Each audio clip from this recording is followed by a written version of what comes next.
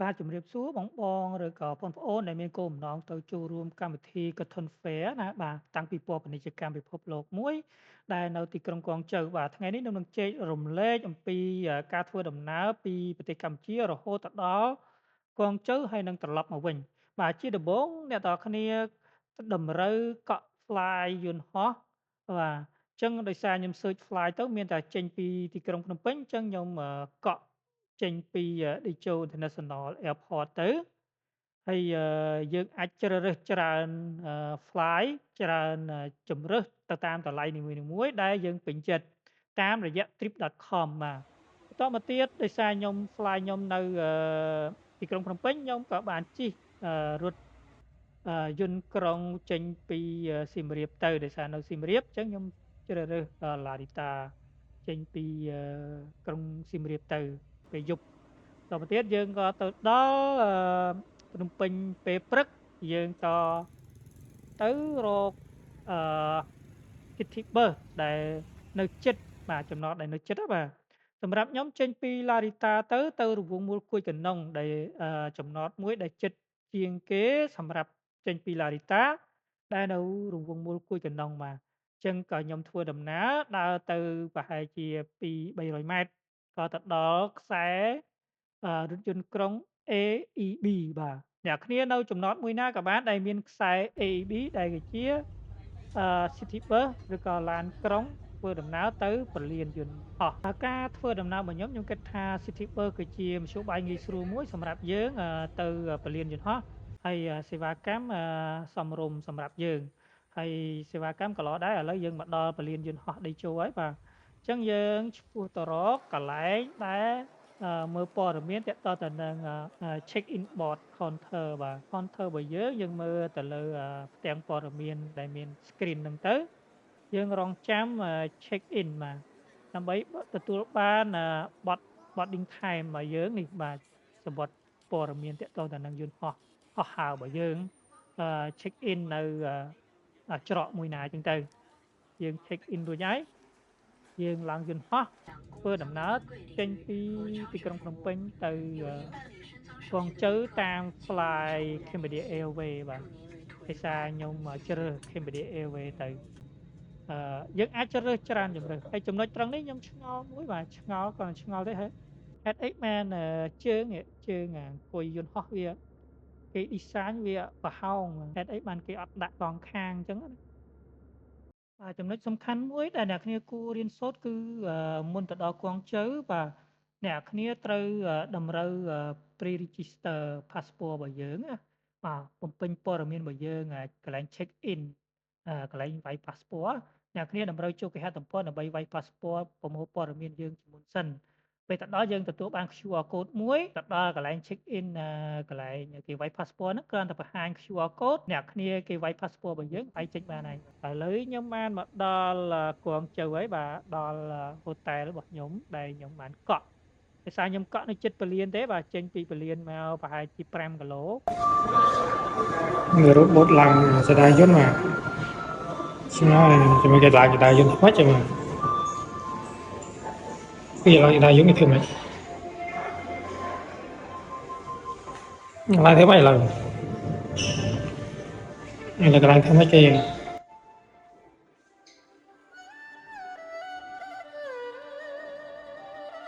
គេចាំចដាយយន្តបាទតែខ្ញុំនៅហ្នឹងចេញពីពលានមក5គីឡូទេហើយដោយសារងាយស្រួលក្នុងការឡើងយន្តហោះវិញអញ្ចឹងខ្ញុំសម្រេចចិត្តកក់នៅហ្នឹងហើយអ្វីពិសេសនោះគឺតែខ្ញុំនៅហ្នឹងគឺ hotel service សម្រាប់សេវាកម្មតាមបន្ទប់អីគេប្រើ robot បាទអញ្ចឹង robot យកអីវ៉ាន់យកម្ហូបយកអីគេប្រើ robot ទៅដល់កន្លែងបន្ទប់របស់យើងប្រព័ន្ធ system របស់វាប្រព័ន្ធបម្រើ hotel service គឺឃើញល្អបាទឃើញក្នុងហ្នឹងអ្នកគ្នាគ្រាន់តែគេចុចប្រព័ន្ធគេពឹបវារត់ចូលចដាលទីប្រមាណវាបត់ទៅបន្ទប់បត់ឆ្វេងបត់ស្ដាំអីវាស្គាល់ទាំងអស់ពេលទៅដល់មុខបន្ទប់បាទអ្វីទៅដល់មុខបន្ទប់ខ្ញុំឆ្ងល់ថាទៅមើលវាហៅគ្នាធ្វើម៉េចទៅដល់កន្លែងចដាលយន្តវាហៅធ្វើម៉េចគឺវាមានប្រព័ន្ធមួយដើម្បីទំនាក់ទំនងទៅកាន់ចដាលយន្តតាមដែលខ្ញុំអាចវិភាគបាន គឺវាទៅដល់មុខដៅយន្តគឺដៅយន្តហ្នឹងគឺវាបើកឲ្យតែម្ដងអញ្ចឹងខ្ញុំគិតថាប្រហែលជាមាន system មួយដើម្បីទំនាក់ទំនងជាមួយដៅយន្តហើយនឹងជាមួយបន្ទប់ហើយពេលវាទៅដល់បន្ទប់បាទខ្ញុំឆ្ងល់ថាចាំមើលrobot ហ្នឹងវាទៅដល់បន្ទប់វាធ្វើម៉េចចេះមើលចេះរកកន្លែងនេះឃើញទៅណាវាបាទអញ្ចឹងចដាយន្តពេលវាមកដល់ចដាយន្តវាសំណាងឡើងវាចេញពីចដាយន្តនេះហើយវាបត់ទៅតាមគោលដៅដែលគេបានកំណត់នៅក្នុងរបបបាទអញ្ចឹងវាបត់ឆ្វេងបត់ស្ដាំបាទខ្ញុំដើរតាមវាជាមួយនឹងស្គាល់ថាវាចេះបត់ឆ្វេងបត់ស្ដាំហើយដល់មកទៅវិញធ្វើម៉េចទៀតបាទអញ្ចឹងវាអលទៅបាទដល់មកទៅហើយវាធ្វើម៉េចទៀតអូអានេះខលទៅបន្ទប់ទៀតនេះខលទៅបន្ទប់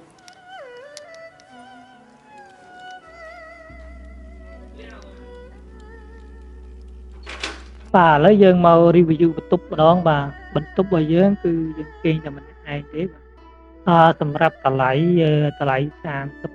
ហើយយើងបូកជាមួយអាហារ buffet ពេលព្រឹកបាទអញ្ចឹងខ្ញុំគិតថាអាចទទួលយកបានតម្លៃសមរម្យហើយបន្ទប់ស្អាតបាទបន្ទប់ស្អាតមានអនាម័យហើយបន្ទប់ទឹកអី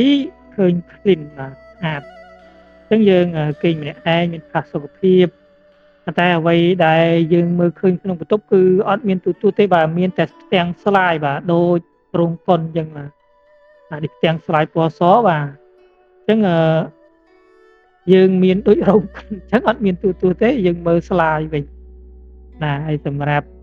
នៅក្នុងបន្ទប់យើងមានសាឡុងសម្រាប់យើងអង្គុយធ្វើការងារនេះផ្ទាំង projector បាទប្រចាំងដូចមើលកុនអញ្ចឹងមានខ្នើយរហូតដល់14បាទយើងគេងម្នាក់ឯងទេគេងខ្នើយ4បាទបន្ទប់ធំបាទបន្ទប់នេះធំហើយយើងមាន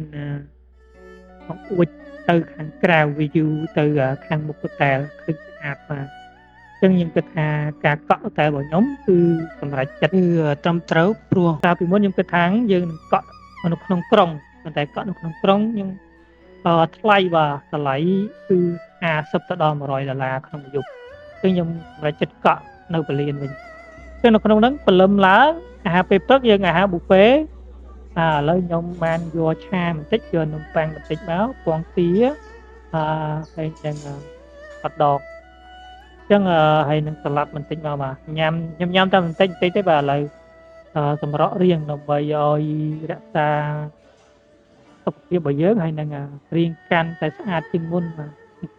ពេលយើងញ៉ាំសាឡាត់យើងញ៉ាំផ្លែឈើផ្ទាប់ពីនឹងមកអាហាររបស់យើងចប់យើងមានបង្អែមក្រូចទៅចឹងទៅអញ្ចឹងបន្ទាប់ចេញពីអាហារហើយខ្ញុំមកមើលព័ត៌មានហូតែលបាទដើម្បីធ្វើដំណើរចុះឈ្មោះទៅមើលតាំងពីពណ៌ពាណិជ្ជកម្មCotton Fair ណាចឹងនៅក្នុងហ្នឹងគេប្រាប់ព័ត៌មានថាយើងអាចចុះឈ្មោះនៅពលានយន្តហោះក៏បានដែរនៅ Terminal 1 Terminal 3 ឬក៏ Terminal 1 2អញ្ចឹងទៅអញ្ចឹងនៅក្នុងហ្នឹងសម្រាប់អ្នកនរគ្នាមិនទាន់ចុះឈ្មោះអាចចុះឈ្មោះនៅទីតាំងកន្លែងតាំងពីពណ៌ផ្ទាល់ក៏បានដែរបាទអញ្ចឹងការធ្វើដំណើរខ្ញុំបានកក់សំបុត្រឡានចេញពីហូតែលទៅដោយសារគេមានសេវាកម្ម Trade បាទ Trade Fair ហ្នឹងមានន័យថាគេលក់សំបុត្រធ្វើដំណើរចេញពីហូតែលទៅកន្លែងតាំងពីពណ៌ពាណិជ្ជកម្មមកដោយអញ្ចឹងយើងបានជិះរថយន្តក្រុងបាទមានភ្ញៀវជាច្រើនជិះរថយន្តក្រុងចេញពីសណ្ឋាគារទៅខ្ញុំគិតថាស្រួលថ្ងៃទី1ខ្ញុំធ្វើដំណើរតាមរថយន្តក្រុងដោយសារយើងមិនដឹងថាត្រូវធ្វើដំណើរតាមណាទេងាយស្រួលអញ្ចឹងមានតែរថយន្តក្រុងឥឡូវយើងបានមកដល់កន្លែងតាំងពីពណ៌ហើយយើងដើរទៅឆ្ពោះទៅកាន់កន្លែង pre register ណាដោយសារខ្ញុំបានចុះឈ្មោះតាមរយៈ online រួចហើយយើងនៅតែ scan យក card បាទអញ្ចឹងយើងទៅរកកន្លែង scan យក card នេះគេដាក់ registration hall អញ្ចឹងយើងចូលកន្លែងហ្នឹងទៅ ហើយយើងបង្ហាញQR code ដែលយើងបាន pre-register online យើងគ្រាន់ម្ដងមានម៉ាស៊ីនមកគេ scan ឃើញព័ត៌មានយើងហើយបាទអញ្ចឹងយើងអាចយកកាតដាក់សក់ចូលនៅក្នុងប្រអប់កាតយើងអាចយកទៅបានបាទអញ្ចឹងយើងអាចដើរចូលទៅមើលតាំងពីពណ៌បានបាទអញ្ចឹងនេះយើងបានកាតហើយយើងអាចពាក់កាតហ្នឹងទៅមើលកន្លែងតាំងពីពណ៌បានអញ្ចឹងយើង let's go អញ្ចឹងកន្លែងចូលមុនដំបូងមកចូលទៅដល់កន្លែងrobot service បាទសម្រាប់ robot service នេះគឺតាំងពីពណ៌សិតតែគ្រឿង robot ទាំងអស់បាទអញ្ចឹងខាងក្នុងហ្នឹងគឺជា robot ហើយនឹង AI សិតអញ្ចឹងយើងសាកចូលទៅខាងក្នុងទាំងអស់គ្នាអញ្ចឹងអានេះខាងក្រៅទេខ្ញុំថតពីប៉ុស្តិ៍អញ្ចឹងទៅទុកជាអនុស្សាវរីយ៍បាទផ្នែក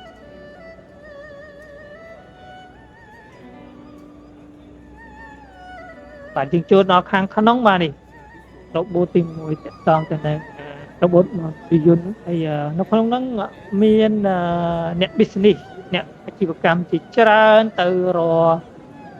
ដៃគូសហការក្រុមហ៊ុនផ្សេងៗពីរោងចក្រអញ្ចឹងយើងអាចស្វែងយល់អំពីសេវាកម្មជាច្រើនដែលយើងអាចមកអភិវឌ្ឍឬក៏អាចផ្នែកបណ្ឌិតក្នុងការរកស៊ីទាក់ទងនឹងអាជីវកម្មរបស់យើងផ្ទាល់ណាចឹងសម្រាប់ខ្ញុំរៀនសូត្របានច្រើនក្នុងការចូលរួមមើលតាំងពីពណ៌នេះយើងមានគំនិតជាច្រើនថាយើងគួរតែធ្វើអ្វីសម្រាប់ប្រទេសកម្ពុជារបស់យើងអញ្ចឹងខ្ញុំបានដោយសារខ្ញុំតាក់ទងនឹងបច្ចេកវិទ្យាអញ្ចឹងខ្ញុំទៅតាំងពីពណ៌លើកទី1បាទគេហៅ Pass 1បាទ Pass 1ហ្នឹងគឺសុទ្ធតែបច្ចេកវិទ្យាទាំងអស់តាក់ទងទៅនឹងគ្រឿងអេឡិចត្រូនិកបាទអញ្ចឹងដោយសារខ្ញុំឆ្លាញ់តាក់ទងបច្ចេកវិទ្យា AI ហើយនិង robot ខ្ញុំចូលកន្លែងតាំងពីពណ៌ robot និង AI អញ្ចឹងឃើញក្នុងហ្នឹងតាក់ទងគេហៅ robot service ណា robot service គឺមានសេវាកម្មជាច្រើនមានទាំងសេវាកម្មហូតែលមានទាំងសេវាកម្មrobot ពលុតអគ្គិភ័យបាទចូលទៅដល់អគារដែលមានភ្លើងឆេះអីគេប្រើ robot ក្នុងការជួលសង្គ្រោះមនុស្សបាទវិស័យសហគ្រាសអីផ្សេងៗបាទនៃការផលិតខ្សែអីផ្សេងៗបាទឃើញច្រើនចំណុចត្រង់នេះឃើញ robot មួយទាក់ទងនឹងកាយវិការដៃបាទអញ្ចឹងយើងអាចបញ្ជាដៃរបស់យើងតាមរយៈពាក់ស្រោមដៃហើយកន្លែងនេះយើងឃើញមាន AI បាទ AI វាតែ AI បាទអ្នកគេពាក់ទៅបាទមាន auto translate នៅក្នុងហ្នឹងកន្លែងនេះសិតតែតាំងពីពណ៌ឡានទាំងអស់មកគ្រឿងឡានគ្រឿងស្ពាបហាត់ឡានអីផ្សេងបងដែលតាក់ទងទៅនឹងមើលតាក់ទងទៅនឹងដូរបន្លាស់គ្រឿងឡានអីអាចចូលរួមមើលបាននេះបាទមានbrand ល្បីៗជាច្រើននៅក្នុងហ្នឹងបាទខ្ញុំដើរថ្ងៃទី1បាទគ្រាន់តែដើរមើលចម្ងាយ17គីឡូបាទចម្ងាយ17គីឡូគ្រាន់តែមើលនាឡិកាវ៉ាចម្ងាយដើរបាទខ្ញុំដើរអស់17គីឡូមួយថ្ងៃបាទអញ្ចឹងដើរនឹងអស់ខ្យល់ថ្ងៃទី1គឺយើងមើលតាំងពីពណ៌សុទ្ធគ្រឿងអេឡិចត្រូនិកសុទ្ធបាទអញ្ចឹងយើងមានតាំងពីពណ៌ផ្សេងជាច្រើនបាទចំណុចមួយទៀតនេះមកខាងក្រៅឃើញមានពណ៌នេះអត់មានស្គាល់ទេវាយខ្យល់បាទវាយខ្យល់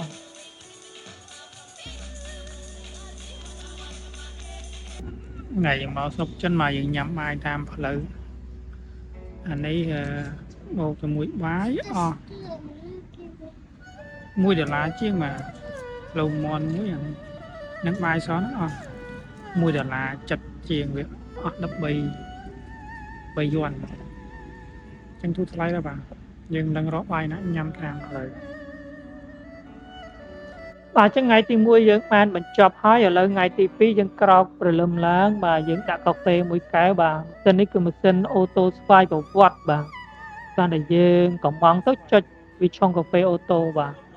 គេហៅអូតូស្វ័យប្រវត្តិដោយម៉ាស៊ីនអញ្ចឹងយើងក៏ថ្ងៃទី2យើងក៏ជិះតាក់ស៊ីម្ដងបាទដោយសារដកស្រង់បទពិសោធន៍យើងជិះតាក់ស៊ីទៅរករថភ្លើងក្រោមដីអញ្ចឹងមកដល់រថភ្លើងក្រោមដីគឺនៅក្នុងពលានអញ្ចឹងយើងជិះតាក់ស៊ីក្រោមដីឆ្ពោះទៅកាន់ចំណតរថភ្លើងក្រោមដីបាទអញ្ចឹងយើងជិះចដើរយន្តទៅកន្លែងទិញសមុទ្របាទ រថភ្លើងក្រោមដីគ្រាន់តែខ្ញុំជិះចូលក្រោមដីប្រហែលជាអគារ4ជាន់បាទចូលទៅក្នុងក្រោមដីបាទអញ្ចឹងរថភ្លើងលើដីអត់មានទេមានតែក្នុងក្រោមដីបាទហើយឃើញលឿនមែនទែនបាទនោះឃើញភ្លើងរត់ភ្លឹបផ្លែតហ្នឹងលឿនណាស់បាទនៅក្នុងក្រោមដីជ្រៅណាស់ជម្រៅវាប្រហែលជា4ជាន់ចុះក្រោមអញ្ចឹងយើងសម្រាប់មធ្យោបាយជិះរថភ្លើងគឺតម្លៃធូរថ្លៃយើងជិះ1ម៉ោងជាង1ម៉ោងតម្លៃតែ6យន់ទេបាទ6យន់តម្លៃ8យន់ទេបាទអញ្ចឹងចម្ងាយ30គីឡូជាងបាទ30គីឡូតម្លៃតែ1រៀលទេបាទ6យន់វា1រៀលអញ្ចឹងចម្ងាយខ្លះតែ3យន់ទេបាទហើយក៏3យន់វា2000ខ្មែរបាទ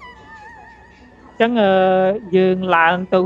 ខាងលើវិញបាទយើងរកច្រកឡើងខាងលើវិញឥឡូវយើងបានឡើងមកដល់ខាងលើហើយបាទចេញពីក្រោមដីមកដល់ខាងលើយើងថតអានេះទុកចំណាំមួយថាយើងជិះទៅវិញតាមណាបាទនេះទេវែងបាទរកផ្លូវទៅមិនឃើញទេបាទអញ្ចឹងថ្ងៃទី2របស់យើងដើរបងយើងដើរតាមតំបន់ផ្សេងបាទកន្លែងនេះគឺហៅ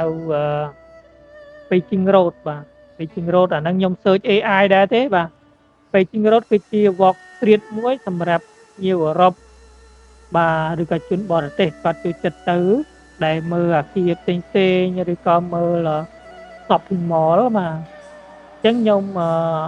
រកកន្លែង shopping mall មួយនៅ Beijing Road គេហៅ Grand View បាទ Grand View Mall បាទចឹងយើងនៅក្នុងនោះយើងឃើញមានដាក់ជួល power bank ហើយបាទខ្ញុំមួយថ្ងៃហ្នឹងខ្លាចតែអស់ថ្មទេបាទបើអស់ថ្មដឹងទៅរោទៅហ្មងមិនដឹងរកផ្លូវតាមណាកើតទេអញ្ចឹងមានកន្លែងជួលគេមានជួល power bank បាទអញ្ចឹងទេសភាពនៅក្នុងGrand View Mall នេះគឺសម្រាប់ក្មេងៗមកលេងត្រូវហើយបាទខ្ញុំមើលតាម YouTube ហើយនឹង AI ដែរបាទ search មុនអញ្ចឹងឃើញពីច្រើនកន្លែងក្មេងៗលេងបាទមកអាចមកកន្លែងនេះបានបាទឃើញមានឧបករណ៍ក្មេងៗលេងច្រើនណាអញ្ចឹងបើទៅលក្ខណៈគ្រួសារអីទៅ Grand View Mall បាទអញ្ចឹងសម្រាប់ក្មេងៗសប្បាយមែនទែនដល់ខ្ញុំដើរក៏ជួបទូរទស្សន៍មួយនេះបាទគឺថតខ្ញុំអូតូបាទអញ្ចឹងខ្ញុំថតវិញមកគេថតខ្ញុំថតវិញកាលណាដើរឃើញថតយើងអត់ទុំការអនុញ្ញាតពីយើងអញ្ចឹងនៅក្នុងហ្នឹងយើងថ្ងៃត្រង់ដែរហើយក៏សម្លឹងមើលអាហារថ្ងៃត្រង់នៅ Grand View Mall អញ្ចឹងយើងរកមើលរេស្តូរ៉ង់ណាមួយដែលគួរញ៉ាំបាទខ្ញុំមិនសូវចេះញ៉ាំអាហារចិនទេបាទពិបាករកកន្លែងញ៉ាំមែនតើគឺយើងដើរមើលសិនទៅចាំមើលកន្លែងណាសមរម្យអីចាំយើងចូលកន្លែងនេះសិតតែកន្លែងរេស្តូរ៉ង់ចិនបាទតែការតុបតែងអីគឺស្អាតមែនទែនយើងដើរ solo trip ពីឡើងយើងថាបងឯង introvert តែបានដើរម្នាក់ឯងតែពិតដើរម្នាក់ឯងចង់ដកស្រង់បទពិសោធន៍អ្វីដែលថ្មីដែលយើងបានជួបឧបសគ្គអីដែលយើងជួបហើយយើងដោះស្រាយដោយរបៀបណាបើយើងដើរជាក្រុមក៏បានដែរប៉ុន្តែយើងដើរតំបន់តាមគេណែនាំអញ្ចឹងយើងដើរ solo trip ជិះអត់ដឹងទិសតំបន់យើងចេះដោះស្រាយរបៀបណាហើយយើងចេះរកផ្លូវដោយវិធីណាដើម្បីមកផ្ទះវិញបាទកន្លែងនេះឃើញតកតងទៅនឹង Green Forest បាទតងកន្លែងទុំមើលទេសភាពបរិមិត្តនៅក្នុង mall របស់គេបាទតែនឹងមានសួនសត្វហើយមានទេសភាពបៃតងអញ្ចឹងយើងអាចទិញសម្បត្តិចូលបានកន្លែងនេះខ្ញុំអត់បានចូលទេ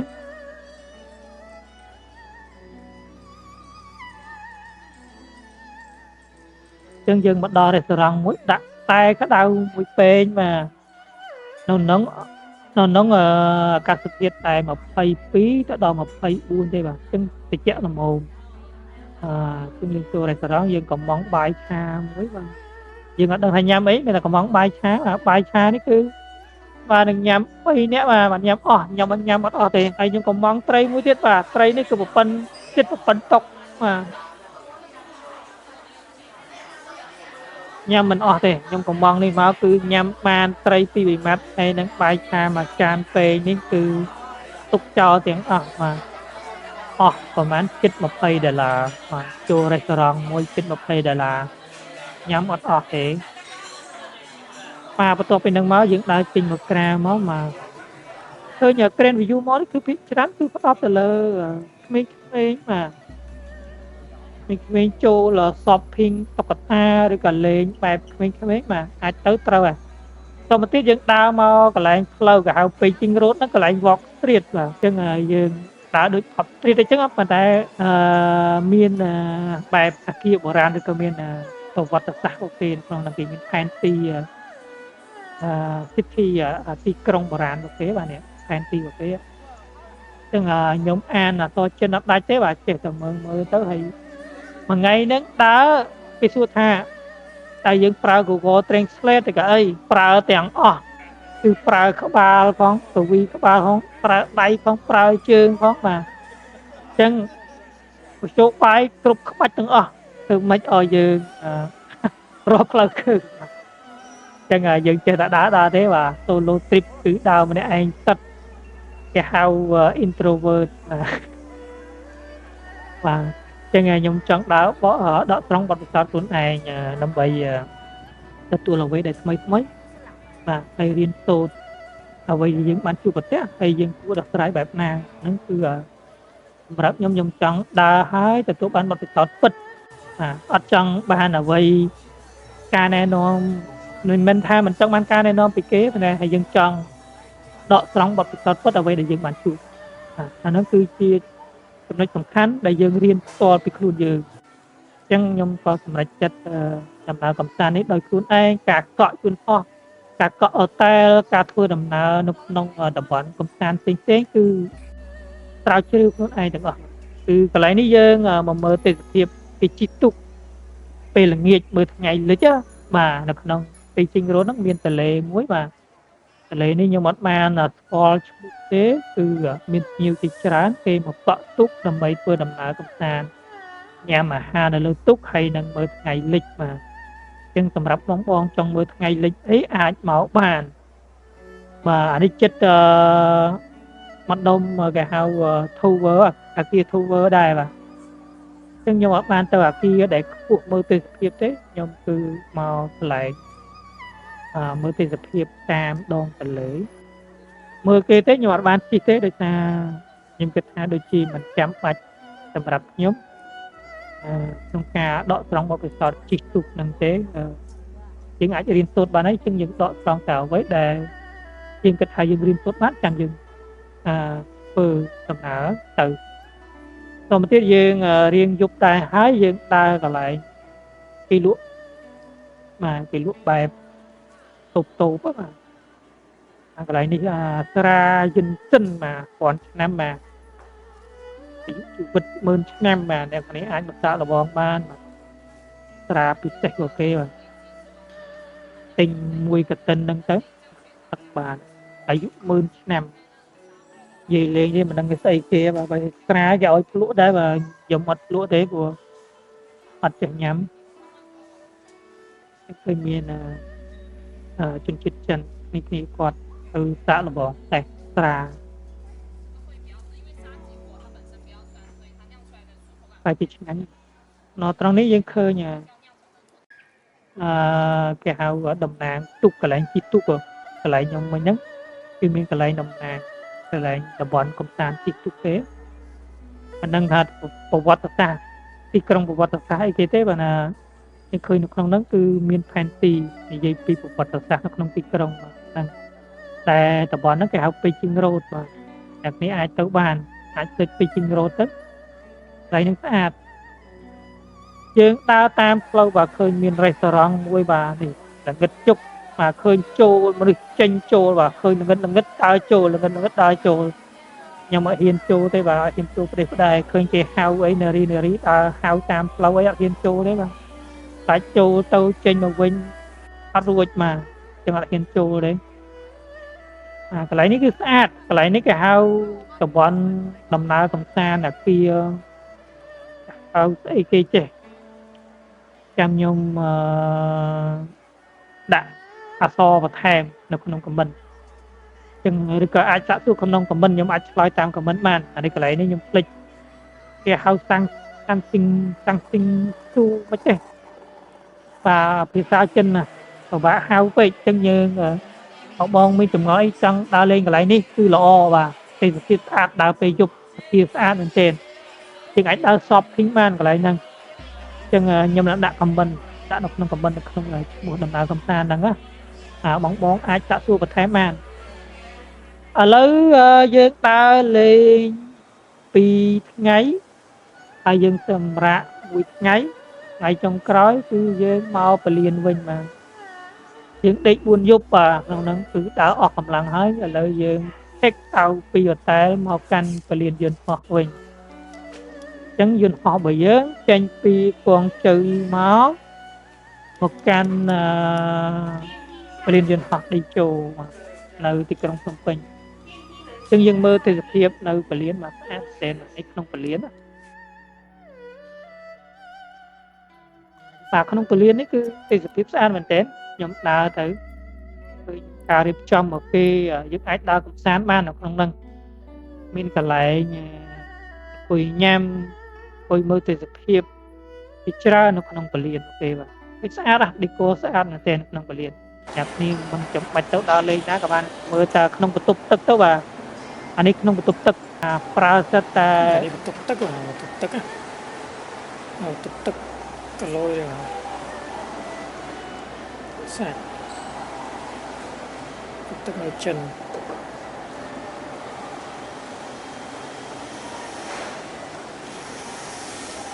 ចឹងខ្ញុំមកដល់ទៅនេះអ្នកនេះមានតែពេញទឹកមួយមកពេញទឹកក្តៅមួយមកអ្នកនេះអាច refill ទឹកតាមពលានយន្តហោះបាននៅពលានយន្តហោះនៅចិនខ្ញុំឃើញមានកន្លែង refill ទឹកជាច្រើនឥឡូវយើងផ្លាយរបស់យើងបានឡើងមកវិញហើយពីទីក្រុងគួងជ័យអស់ពុះទៅកាន់ទីក្រុងភ្នំពេញវិញអញ្ចឹងដំណើរកម្សាន្តរបស់ខ្ញុំនេះឃើញមានជើងហោះហើរដែលខ្ញុំជិះឃើញមានបងពីខ្មែរទៅច្រើនដោយសារគាត់ទៅទស្សនាតាំងពីពាណិជ្ជកម្មបាទមានគ្រប់ជាតិសាសន៍បាទទៅចូលរួមអញ្ចឹងអ្នកគ្នាឱកាសក្រោយអីបើចង់ទៅចូលរួមអីខ្ញុំលើកទឹកចិត្តអ្នកគ្នាកក់តាមតួក៏បានឬក៏ធ្វើដំណើរខ្លួនឯងក៏បានដែរសម្រាប់ខ្ញុំធ្វើដំណើរដោយខ្លួនឯងខ្ញុំអត់ចង់កក់តួញ៉ៃធ្វើវីសាក៏ខ្លួនឯងកក់សម្បត្តិយន្តហោះក៏ខ្លួនឯងកក់តែខ្លួនឯងធ្វើដំណើរខ្លួនឯងទាំងអស់ដើម្បីដកស្រង់បទពិសោធន៍ផ្ទាល់ចេញពីខ្លួនឯងទាំងចឹងខ្ញុំគិតថាមិនពិបាកពេកទេសម្រាប់ធ្វើដំណើរមួយនេះចឹងឱកាសក្រោយខ្ញុំគិតថានឹងប្រាប់មធ្យោបាយក្នុងការជិះរថភ្លើងក្រោមដីតែយើងកក់សម្បត្តិបែបណាកក់តាក់ស៊ីបែបណាអ្នកនេះអាចតាមដាននៅក្នុងវីដេអូក្រោយដោយសារវីដេអូលើកនេះខ្ញុំអត់បានថតទាក់ទងនឹងកក់តាក់ស៊ីហើយនឹងកក់ផ្លាយហើយនឹងកក់រថភ្លើងក្រោមដីតែយើងកក់របៀបណាអញ្ចឹងខ្ញុំគិតថាចាំតាមដានឱកាសក្រោយអញ្ចឹងនៅក្នុងនេះអ្នកគ្នាមកដល់ពលានយន្តហោះដីជោវិញខ្ញុំជិះរថយន្តក្រុងទីក្រុងភ្នំពេញណាចេញពីពលានមកវិញបាទម៉ោង10យប់ហើយយើងជិះបានដែរបាទអត់មានភ្ញៀវជិះទេជិះតែខ្ញុំបាទចឹងនៅក្នុងហ្នឹងយើងឃើញបងតកងឡានហើយនឹងមានអូនស្រីម្នាក់គាត់ជិះទៅវិញដែរបាទចឹងអត់ទៅមានភ្ញៀវជិះទេបាទចឹងខ្ញុំដើម្បីគ្រប់គ្រង City Bus របស់យើងផងខ្ញុំប្រើសេវាកម្ម City Bus បាទតម្លៃសមរម្យអ្នកគ្នាអាចចូលរួមបដិភាគដើម្បីជួយទៅដល់សេវាកម្មរបស់យើងដែរអញ្ចឹងកុំឲ្យមានយន្តក្រុងហើយអត់មានភ្ញៀវជិះខ្ញុំគិតថាអ្នកនេះអាចជិះបានសាកល្បងចឹងឥឡូវយើងធ្វើដំណើរមកផ្ទះយើងវិញបាទខ្ញុំគិតថាមានតែផ្ទះយើងទេដែលផ្ដល់ភាពកក់ក្ដៅសម្រាប់យើងបាទអញ្ចឹងគិតថាជួបគ្នាឱកាសក្រោយហើយយើងនឹងចែកម្លែកសារជាថ្មីទាក់ទងទៅនឹងការកក់សំបុត្រយន្តហោះការធ្វើដំណើរជិះរថភ្លើងក្រោមដីបាទជួបគ្នាឱកាសក្រោយបាយបាយ